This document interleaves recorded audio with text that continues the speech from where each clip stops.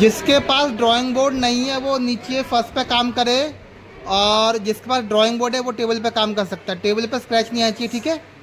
और आप लोगों को बेसिक ज्योमेट्रिकल शेप्स हैं, जैसे कि सिलेंडर है, क्यूब है, पिरामिड है, कोन है, इनके इस्तेमाल से ही एब्स्ट्रैक्ट कॉम्पोजिशन बनाना है। आप चाहे एक ही फॉर्म के अलग अलग साइज़ की यूज़ कर सकते हो, कोई दो फॉर्म को यूज़ कर सकते हो, या फिर कई सारे फॉर्म को यूज़ कर सकते हो, ठीक है। आपको केवल एब्स्ट्रैक्ट कॉम्पोजिशन ही बनाना है। बेसिक ज्योमेट्रिकल शेप जैसे कि क्यूब है, सिलेंडर है, पिरामिड है, कोन है, रिंग है, जो आपका इस पेपर शीट से जो बन सकता है, उन फॉर्म्स को यूज़ करके एब्स्ट्रैक्ट कॉम्पोजिशन ही बनाना है, ठीक है। क्लियर। और आपको कागज़ वेस्ट नहीं करना, आपके पास एक्स्ट्रा है किसी और को दे दीजिए, ठीक है। और आपका जो भी वेस्टेज आपको खुद ही कलेक्ट करना है, उसको डस्टबिन डालना है खुद से ही। कैमरा लगे हुए हैं, कोई भी गंदगी फैलाएगा उसका नेगेटिव मार्किंग होगा।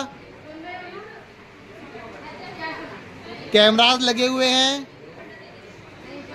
आपके पास आपका जो भी वेस्टेज निकले आपको इकट्ठा करके उसे डस्टबिन डालना है, ठीक है।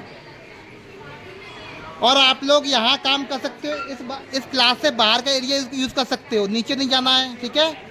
इस क्लास के बाहर भी आप काम कर सकते हो, ठीक है, लेकिन इसी जोन में, हाँ, बाहर जो फ्लोर है वहाँ काम कर सकते हो, क्लास में यूज़ कर लीजिए अगर आपको, लेकिन नीचे नहीं जा सकते कोई भी, आपको यहीं काम करना है,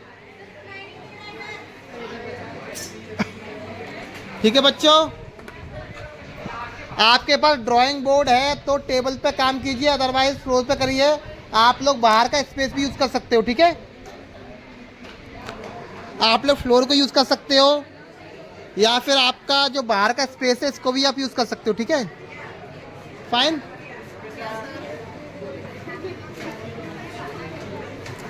आप लोगों को एब्स्ट्रैक्ट कंपोजिशन ही बनाना है, ठीक है। बेसिक ज्योमेट्रिकल शेप्स को यूज़ करके, जैसा कि आपको मैंने बताया था, जैसा कि आपने पिछली बार किया था, ठीक है।